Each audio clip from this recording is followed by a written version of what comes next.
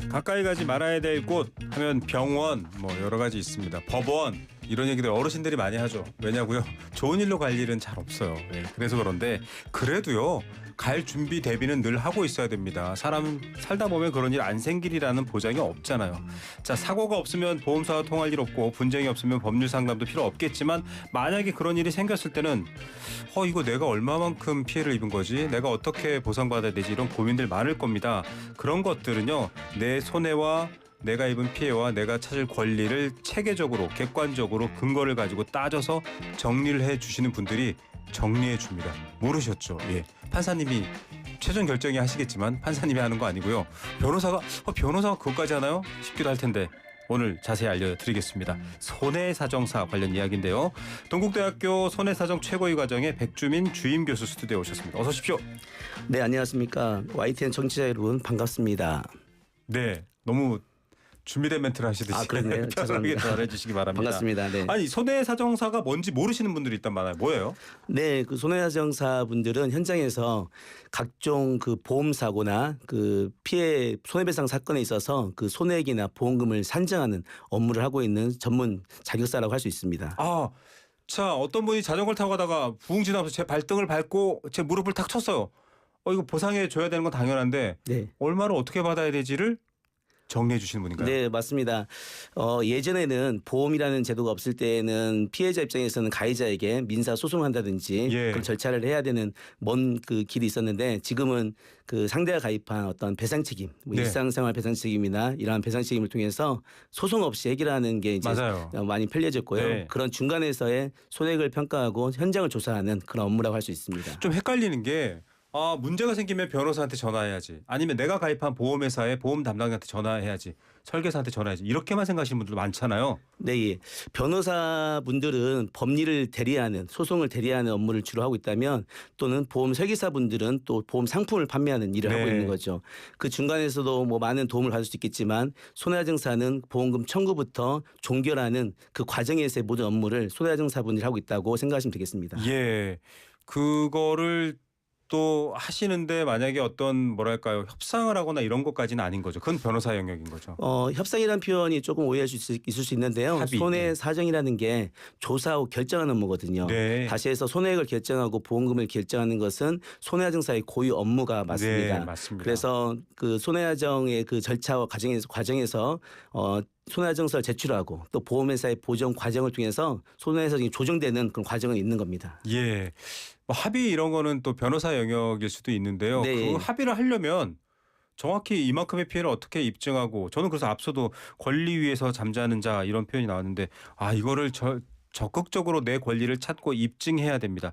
좀 구체적으로 얘기를 해보면 보통 지금 많이 겪는 일들이 뭐 일반적인 사고, 질병, 배상 책임 이런 것들도 있겠지만 이 부분만큼은 우리 같은 전문가가 조금 상담해서 도움을 줘야 되는데 아직까지는 인식이 많이 넓혀지지 않다. 이런 부분이 있을까요? 네, 그 손해배상사들에게 상담이 필요하다고 느끼는 것은 뭐 크게 두 가지로 말씀드릴 수 있을 것 같은데요. 첫 번째는 보험사의 결정이나 설명에 납득이 가지 않을 때입니다. 예를 들어 왜 이 치료비가 보상이 안 되는 건지 구체적인 근거를 알고 싶다든지 내가 생각하는 후유장애 정도와 보험사가 제시한 설명의 차이가 크다고 느낄 때 또는 본인의 생각하는 과실과 현장에서 듣는 그 과실 내용이 좀 다를 때 이럴 때는 이제 합리적인 의심이 드는 경우가 있습니다. 이럴 때 손해배상사정사분들 통해서 상담을 받을 수 있고요. 둘째는 절차나 내용이 너무 복잡하고 맞아요. 스스로 해결하기 어려울 때입니다. 뭐 의료 기록, 법규, 보험 약관 등 모든 종합적인 것을 이해하고 적용하는 복잡한 이런 사건들이나 또는 손해액이 커서 신중한 접근이 필요할 때는 손해배상사들의 상담을 받는 것이 필요하다고 할 수 있겠습니다. 예. 많은 분들이 근데 이렇게 이런 거 잘하는 전문가들이 있어라는 걸 모르고 AI에 물어보세요. 이거 내가 얼마 받을 수 있어? 얼마 보상 받아야 돼? AI 써보셨어요? 네, 교수님도? 저도 써보고 있습니다. 어떤가요? 나보다 잘하네 이런 게 있나요? 물론 그 AI가 가지고 있는 능력이 그 인간이 가지고 있는 그 능력의 어떤 스피드면이나 또 정보 취합력 면에서는 뛰어난 부분이 있죠. 네. 그래서 손해배상 우리 전문 분야에 있어서도 AI가 주는 도움이 굉장히 큽니다. 네. 그리고 저희들도 사용할 때마다 깜짝깜짝 놀랄 때가 분명히 네. 있습니다. 그러나 이제 AI가 자료에 대한 어떤 그 종합적인 자료를 찾아주고 또 분석해주고 이런 걸 도와줄 수는 있으나 나의 사실관계, 나의 손해액을 입증하는 업무를 AI가 대신해줄 수는 없습니다. 그런 데에서 우리 손해증사들의 역할을 아직까지 해야 될 전문가들 역할이 있지 않는가 생각합니다. 예. 정확한 사건이라든지요. 피해 사실을 놓고 계산하는 거는 뭐 AI도 하겠지만 거기에 사람이 빠지면 안 되잖아요. 이분이 어떤 분인지 이 사람이 어떤 상황인지 맥락 같은 것들도 필요하고 또 인간의 가치 기준을 아직 AI는 못 따라오는 것 같습니다. 자, 현장에서는요. 그러면 아유 뭐 보험 가입했으면 됐지 또 괜히 부르면 돈 들고 이게 좀 뭐 나한테 이득이 있나 이렇게 좀 어려워하시는 분들이 있다고 하는데 좀 오해를 바로잡을 부분들이 있다고요? 손해배상사분들이 보험사 편 아니냐 그리고 뭐 부르면 돈을 많이 받을 수 있다 이런 식의 표현하신 분들이 있습니다. 네네. 먼저 보험사 편 아니냐고 이렇게 오해하신 분들을 보면 그 처음 만나는 게 보험회사에서 의뢰한 위탁 손해배상사분들을 먼저 네. 피보험자나 피해자들이 네. 현장에서 만나기 때문에 네. 이게 오해가 좀 있는 것 같습니다. 그분들은 이제 보험회사의 위탁 업무를 받아서 조사하는 업무를 하다 보니 예. 피해자들이 느끼는 것만큼 본인들이 원하는 뭐 소득을 입증하거나 과실을 입증하거나 후유장애를 구체적으로 입증하는 이런 본인이 해야 될 피해보험자로서 해야 될 입증 책임을 예. 그대로 대신해 주지는 않거든요. 그러다 보니 좀 더 소극적인 것 같고 뭐 보험에서 편드는 거 아닌가 오해하는 분들이 있는데 피해자나 피보험자가 본인이 입증해야 될 손해액 입증하는 것은 본인이 해야 될 의무거든요. 예. 그런 것들은 위탁 손해배상사분들에게 그걸 기대하기는 어려운 것 같고 별도의 독립 손해배상사를 선임을 하면 그분들이 현장에서 그런 업무들을 도와줄 수 있습니다. 예. 저도 사실은 뭐 가족이 대중교통을 이용하다 다치신 경우도 있었고 보통 그러면 이제 공제조합에서 나오잖아요. 네, 예. 보험사가 아니고요. 버스면 버스 공제조합 이런 데 나오는데 제가 이제 이렇게 다친 병원비를 이제 그분이 이거 사고 접수하면 굉장히 뭐 세 번째여서 직장을 잃을 수 있다. 네. 그럼 좀 사정을 구하시길래 제가 그럼 이제 이렇게 대학생 때였거든요. 다치신 병원비 또 후유증에 대한 대비해서 그렇게 큰 금액은 아니지만 해서 마지막에 제가 주부시지만 여기 이분이 일하는 거에 대한 노동에 대한 인건비 이렇게 딱 산정해 줬는데 그분이 저보고 법대생이세요? 이래서 제가 인문대생인데요. 네. 이렇게 근데 이렇게 하던 과정들은 사실은 제가 이제 막 그땐 법전이나 다른 걸 뒤져보고 굉장히 오래 걸려서 했는데 그리고 정확하지 않을 수도 있는데 그걸 네. 손해사장님들이 다 해주실 수 있다는 네. 얘기죠. 그러한 일련의 업무들이 손해배상사의 현장에서의 업무라고 할 수 있습니다. 예. 그래서 그 손해사정사를 뭐 부르거나 위임하면 금액이 올라간다 이런 예. 표현들이 있는데 그런 표현들은 사실은 적절치 않을 수도 있는데요. 오해인가요? 손해배상사는 객관적인 손해를 평가하는 거고 어떤 그 증거에 사실 조사를 하는 것이지 네. 단순히 합의금을 높이는 이런 업무라는 것은 아닙니다. 그렇군요. 다만 피해자가 입증을 함에 있어서 무엇을 어떻게 준비해야 될지 모르는 부분을 예. 내 소득이나 나의 과실 또 나의 후유장애에 대해서 내용을 알아야 이렇게 청구하거나 준비할 수 네. 있는데 이런 그 절차 과정을 손해배상사분들이 도와주다 보면 그런 입증 책임을 다하다 보면 손해액이 올라가고 예. 또 합리적인 또 공정한 어떤 손해액을 받을 수가 있는 거죠. 그 예. 보험사가 싫어할 것 같아요. 싫어한다기보다도 같은 파트너십을 가지고 일은 하고 있습니다. 예. 그렇지만 아무래도 저희는 어떤 그 권리를 피해자의 피보험자의 권리를 주장하다 보니까 보험사들하고 가끔 이제 그 알력 싸움도 있을 수 있긴 하겠지만 예. 그렇지만 그것 또한 그 손해액을 결정하는 과정이기 때문에 합리적으로 하고 있습니다. 보험사든 손해사정사 분들이든 우리나라 국민들을 위해서 물론 이제 대가를 받고 하는 일이지만은 하는 일이니까요. 뭐 그 공통분모의 변화가 없겠죠. 네. 그 많은 경험이 있을 것 같은데 특히 의료 쪽은 저는 그냥 약간 그 담당자랑 막 말싸움을 한 적도 있었는데 약관상에 이 부분은 보장이 되어 있도록 되어 있다라고 했더니 보험사는 그건 아니다.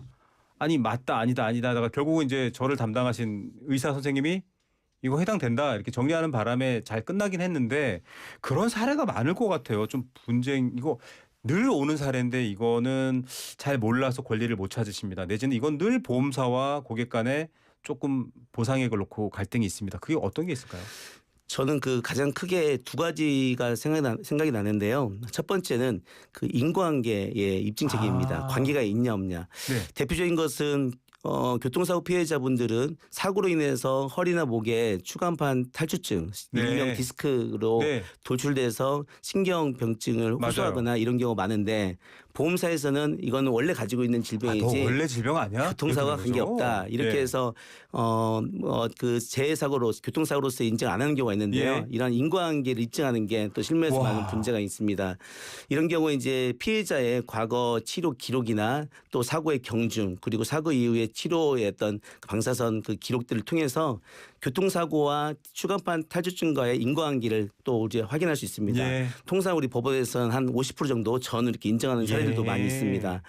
그뿐만 아니라 요즘 이제 초고령화 시대되고 있어서 우리 그 요양원이나 이런 그 요양병원에서 낙상 사고 나시는 분들 많으세요. 어르신들, 네. 이런 낙상 사고로 고관절 수술하고 그러고 예. 인해서 장기간 병원에 이제 누워 있으시면서 그 합병증으로 폐렴으로 이렇게 사망하는 경우들이 굉장히 또 많이 있습니다. 네. 이제 6개월, 1년 뒤에 이렇게 사망하고 나면 사망진단서에 당연히 질병사로 되어 있겠죠. 그렇죠. 그리고 이거는 뭐 질병사니까 어떤 배상 책임, 어떤 요양원의 배상 책임이 있다면 그 책임의 소재를 따질 때 이 사망 사고와 관계가 없다라고 주장하지만 돼버리죠.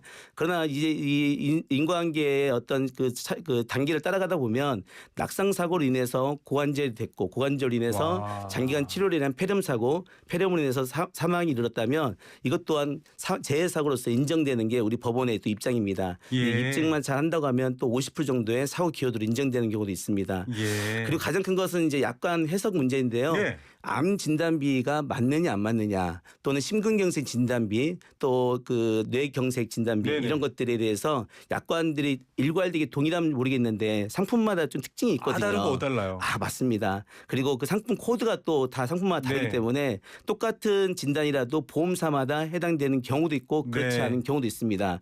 이때 뭐 피보험자 입장에서는 해당이 안 된다고 하니까 뭐 그렇게 납득할 수도 있지만 예. 또 A라는 보험은 주고 B라는 보험은 안 준다고 했을 때 또 이 납득이 안 되거든요. 네. 그럴 때는 독립 손해배상사분들 통해서 상담을 받고 설명을 들으면 그게 합당하다면 합당한 면책에 대한 내용을 좀 들을 수 있을 것 네. 같고요. 또는 잘못된 거라면 또 전문가의 도움과 조력을 받아서 진단 코드를 바꾼다든지 약관을 정확히 해석을 통해서 또 보험금도 수령할 수 있습니다. 네, 전문가 분들을 통해서 좀 한 번 더 확인해야 된다. 저는 이 부분이 중요한 부분인 것 같습니다. 네, 예. 그냥 뭐 말지 이러시지 말고요. 만약에 큰 사고, 큰 금액이 오고 가는 문제는 당연히 여러분 뭐 상담 비용이 발생할 수도 있지만 네. 필요한 부분일 수도 있겠다라는 생각이 들고요.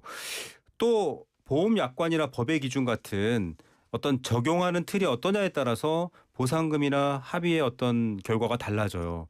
이것도 중요하게 짚어주셨는데요. 네. 조금 제가 이해를 못했는데 네. 좀 더 구체적으로. 예. 이를테면은 그냥 모르고 합의했다가 큰 손해를 보는 경우가 있는데 그게 어떤 약관이나 법의 기준 같은 것들을 제대로 적용하는 틀을 못 본 거거든요. 이를테면 이건 재해로 볼지 네, 예, 아까 질병의 경우로 보는 것처럼 이런 사례들이 많다고요? 네, 일단은 그 궁금하거나 좀 의문이 가는 부분들은 이런 합의를 앞두고 있어서는 조금 더 합리적인 뭐 의심 내지는 좀 검토를 꼭 해야 됩니다. 네. 그렇지 않고 그냥 그 상대의 주장만 따라서 합의하거나 종결하거나 이러면 또 낭패를 볼 수가 있습니다. 예. 그래서 합의는 천천히 해야 되고요. 충분한 치료 이후에 합의에 대해서 검토를 하셔야 되고 또 마지막 합의할 때는 꼭 전문가와 상담을 하시고 판단을 받으시는 게 어떤 후회하지 않는 결과를 내릴 수 있습니다. 예, 여러분 뭐 자기의 권리는 적극 찾으셔야 되고요. 갑자기 아침에 제 옷과 헤어스타일이 좀 별로다라고 아내가 얘기하는 거는 제가 아내한테 손해 사정을 어떻게 할 수 있을까요? 더 많이 사랑을 해드려야 되지 않을까 싶습니다. 예, 관심. 자, 이것도 손해 사정이 되나요? 제가 한번 재밌게 여쭤봤고요. 네, 예. 그 정도로 여러분 좀 자세히 알아보시면 좋을 것 같고 이런 경우도 있어요. 이거는 지금 저희 청취자 551님이 주신 건데 아니 고속도로 운전하다가 갑자기 고란이나 야생동물이 나와서 사고가 네, 나는 경우 네, 예. 보험사에서 보통은 뭐 천재지변 뭐 이렇게 네, 약간 예. 좀 면책되는 게 있잖아요.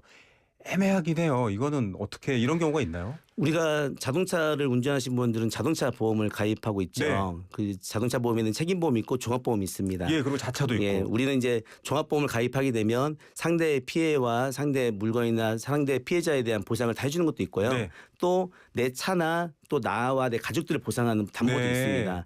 그래서 그런 뭐 동물과의 충격으로 인해서 차량이 파손됐다면 자기 차량 손해로 보상을 받으셔야 되고요. 네. 또 본인이 다쳤거나 또는 본인 가족들이 다쳤다면 또 본인이 가입한 종합보험에 자기 신체 사고로 보상을 예. 받을 수가 있습니다. 아. 다만 제가 항상 이렇게 인터뷰하면서 강조하는 것은 네. 종합보험을 그냥 나는 가입했다고만 끝나지 마시고 네. 자기 신체 사고는 운전자와 가족을 위한 보험인데요. 예. 자기 신체 사고 대신에 꼭 자동차 상해를 가입하시기를 권해드립니다. 아. 자기 신체 사고는 단순 치료비나 이런 진단비만 나오는 반면에 네. 자동차 상해를 가입해야 비로소 내가 피해자인 것처럼 예. 100% 손해를 다 받을 수가 있습니다. 아. 그래서 이 청취하시는 청취자분 여러분께서는 내가 예. 종합보험, 자동차보험 가입했다로 끝나지 마시고 예. 나와 내 가족을 위해서 자기 신체 사고냐 자동차 상해냐 이 특약을 꼭 구분하시고 아. 자동차 상해를 선택하시기를 그건 저도 권해드리겠습니다. 몰랐어요. 저도 수십 년째 자동차 보험을 가입했는데 자동차 상해라는 네. 걸 운전자 보험하고는 좀 다른 예, 거잖아요. 다른 겁니다. 예. 아, 이거 확인해 보십시오, 여러분. 하면은 이제 아까 말씀하신 것처럼 100% 나의 피해가 다 보완될 수 있는지에 대한 부분을 얘기해 주셨고요. 저희는 보험 뭐 권유 이런 거 아닙니다, 여러분. 그런 프로그램은 따로 있고 저희는 지금 이렇게 좀 AI에만 너무 의존하신 분들에게 좀 더 정확한 정보를 드리는 거고요. 아, 이런 부분도 다르네요. 다친 고라니는 누구에게 보상받죠? 네, 참 뜬금없는 소리 해봤고요. 네. 이런 것도 궁금합니다. 요즘 실손보험 우리나라가 건강보험이 잘 되어 있는 나라임에도 불구하고 또 좀 불안이 많으시잖아요, 국민들이. 네, 예. 암 걸리면 어떡하지, 뭐 다치면 어떡해서 실손보험도 많이 들어 놓으셨는데 그냥 실손보험 하고 그냥 영수증 찍어 보내시고 이렇게만 하는데 좀 챙겨봐야 된다고요. 네, 예. 실손보험을 청구하는 것을 뭐 최근 통계도 보니까 약 한 50% 가까이 되신 분들이 소액 같은 경우는 그 영수증을 준비하고 청구하는 그 일련의 과정이 귀찮다는 이유로 네. 포기한다고 합니다.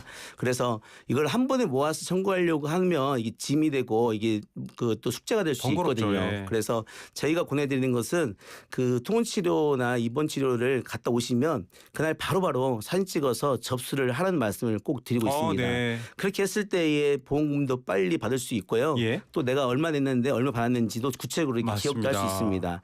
또 더 나아가서 보험회사에서 보완하라는 서류가 있으면 그때그때 바로바로 챙길 수가 있기 때문에 네. 실비는 그렇게 바로 청구하는 게 맞을 것 같고요.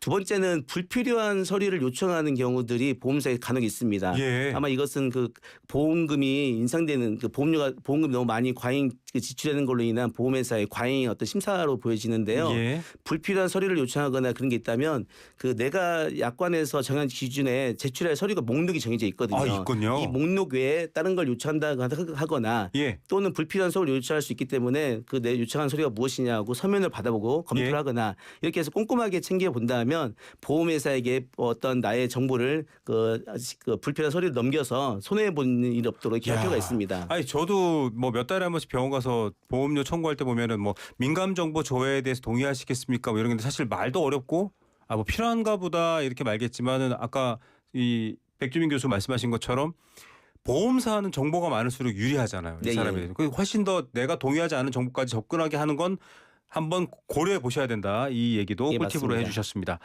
그리고요, 이제 흔히 많은 게 요즘 뭐 한문철 변호사님 하는 프로그램도 인기가 있을 정도로 워낙 차가 많고 또 자율주행 때문에도 문제가 많다 보니까 교통사고 관련해서들 굉장히 많이 예민해들 하시거든요. 네. 사고가 나면 일단 아무 생각이 안 들어요. 네. 예. 뭔가 좀 제가 손해사정사로서 얘기해드리겠습니다. 핵심적인 거 요거는 좀 지켜주시면 됩니다. 이걸 좀 한번 도움 주셔야 될 것 같아요. 교통사고를 저도 나봤죠. 예. 근데 생각보다 당황스럽더라고요. 그리고 현장에서 뭘부터 해야 될지 네. 그런다고 또 상대 사람에게 내 명함을 주면서 내가 전문가로 얘기하는 것도 우습고 그럼요. 굉장히 당황스럽더라고요. 일단은 뭐 마음을 좀 추스리고 당황하지 말라는 말씀을 드리고 싶고요. 두 번째는 그 2차 사고를 항상 대비를 해야 됩니다. 맞습니다. 그래서 요즘 그 고속도로에도 그 비트박스라는 예. 용어로 비상등 경고 트렁크 열고 밖으로 나와서 스마트폰 신고 맞습니다. 비트박스. 예. 저한테 저기 도로교통공사 여러분, 네. 저희는 항상 광고가 열려 있습니다. 죄송합니다. 예, 그래서 그 고속도로에서도 그런 2차 사고로 인해서 사고가 그 빈번하고 큰 사고로 이어지기 때문에 네, 맞아요. 그 비트박스 홍보도 많이 하고 있는데요. 또 이런 어떤 국내 도로도 마찬가지입니다. 네네. 일반 간선도로뿐만 아니라 일반 도로에서도 예. 사고가 나면 그 사고 현장을 그대로 보존해야 된다는 생각 때문에 맞아. 그걸 그대로 두고 나와서 전화하거나 그 도로 위에서 전화하는 경우도 계세요. 이건 정말 위험한 일입니다. 맞습니다, 여러분. 2차 사고로 가는 것은 중상해로 가거나 또는 사망에 이르는 경우가 많아요. 맞아요. 통계적으로도 그렇고요. 그래서 2차 사고를 조심하라는 말씀을 드린 거고요. 차는 그 충격 이후에 한쪽으로 빼놓고 그 사진 찍고 봐도 주변에 CCTV도 있고 또 맞습니다. 충격 부인을 봐도 알 수 있고 또 블랙박스도 각자 있고요. 블랙박스 영상이 있어서 그렇게 걱정 안 하셔도 나중에 맞습니다. CCTV를 다 갈 수가 있습니다. 그래서 그 말씀 좀 드리고 싶고요.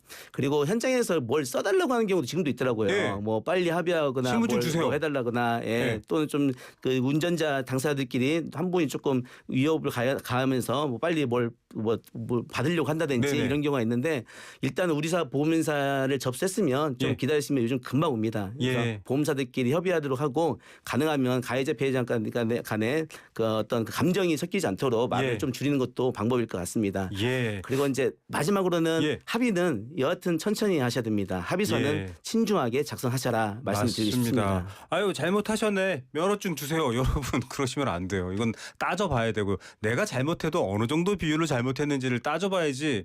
아유 내가 뒤에 있었으니까 무조건 잘못했네 이렇게 생각하시면 안 된다는 겁니다. 뭐 앞차도 충분히 예고 가능하게 서야 되거나 방향 지시등 켜야 되거나 여러 가지 의무들이 있으니까요. 자 이런 거 중요합니다. 여러분들 꼭 봐주시고요.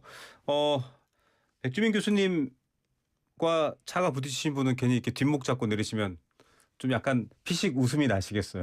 손해사정을 하시는 네. 분인데. 예. 네. 그 정도로는 뒷목을 안 잡으셔도 될 것 같은데 이러실 수 있을 것 같아요. 하여튼 합리적으로 여러분 당황하지 마시고 2차 사고 막으면서 천천히 손해를 잘 따져서 해야 된다라는 기본 원칙을 얘기해 주셨고요.